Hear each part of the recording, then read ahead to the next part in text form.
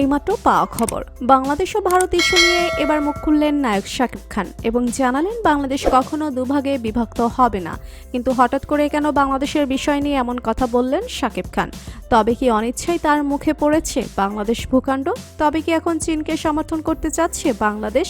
তাই তো চীনের উপর বাংলাদেশের ভবিষ্যৎ তুলে দেওয়ার বিষয়ে এবারে কি বললেন শাকিব খান? বিস্তারিত জানতে হলে ভিডিওটিতে একটি লাইক দিয়ে ভিডিওটি না টেনে দেখতে থাকুন। বাংলাদেশ ভারত সম্পর্ক সাম্য ন্যায্যতার ভিত্তিতে হতে হবে। এখানে একতরফাভাবে কোনো কিছু চলবে না। বিগত সরকারের আমলে যেটি হয়েছে সেটা অন্যায়, অবিচার। তাই তো একতরফা কোনো কিছু চলবে না। সকল দেশের সাথে বন্ধুত্বপূর্ণ সম্পর্ক রেখে বাংলাদেশ এগিয়ে যাবে সামনের দিকে।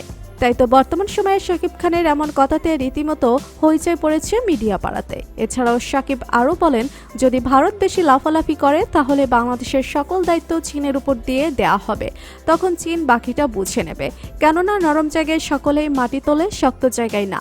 বাংলাদেশের স্বাধীনতার পর 53 বছরের ইতিহাসে ভারতের সঙ্গে বাংলাদেশের দ্বিপক্ষীয় সম্পর্ক বর্তমানে সবচেয়ে নাজুক। বাংলাদেশের কোনো সরকারের সঙ্গে অতীতে ভারতের দ্বিপক্ষীয় সম্পর্ক এতটা নাজুক হয়নি।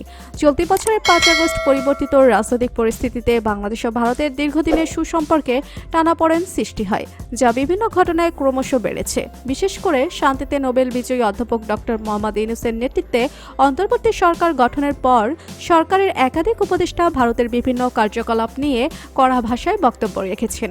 বিজেপি সমর্থিত ভারতীয় গণমাধ্যমে রাজনৈতিক সহিংসতাকে সাম্প্রদায়িক সহিংসতা হিসেবে প্রচারের ক্রমাগত মিথ্যাচারের পাশাপাশি দলটির বিভিন্ন পর্যায়ের নেতা সমর্থকদের উস্কানি, ভারতে বাংলাদেশের উপমিশনে হামলা ও জাতীয় পতাকার অবমাননা, সীমান্ত হত্যা সহ বিভিন্ন ঘটনায় বাংলাদেশ সরকার কড়া প্রতিবাদ জানিয়েছে।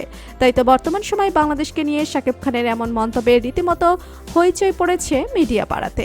বন্ধুরা, তো বাংলাদেশ ও ভারতকে নিয়ে শাকিব খানের এমন মন্তব্য আপনাদের মতামত কি? আর আপনারা কি চান বাংলাদেশ সকল দেশের সাথে বন্ধুত্বপূর্ণ সম্পর্ক রেখে চলুক এবং বাংলাদেশ ন্যায্য অধিকার আদায় করে নিক এবং ভারতকে চাপে রাখতে চীনের সাথে সামরিক শক্তি চুক্তি করুক? এ বিষয়ে নিয়ে আপনাদের মতামত কমেন্টস করে অবশ্যই জানাবেন আমাদেরকে। ভিডিওটি ভালো লাগলে লাইক, কমেন্ট ও শেয়ার করতে ভুলবেন না। আর আপনি যদি আমাদের চ্যানেলে নতুন হয়ে থাকেন তাহলে চ্যানেলটি সাবস্ক্রাইব করে বেল আইকনটি অন করে রাখুন। ধন্যবাদ সবাইকে।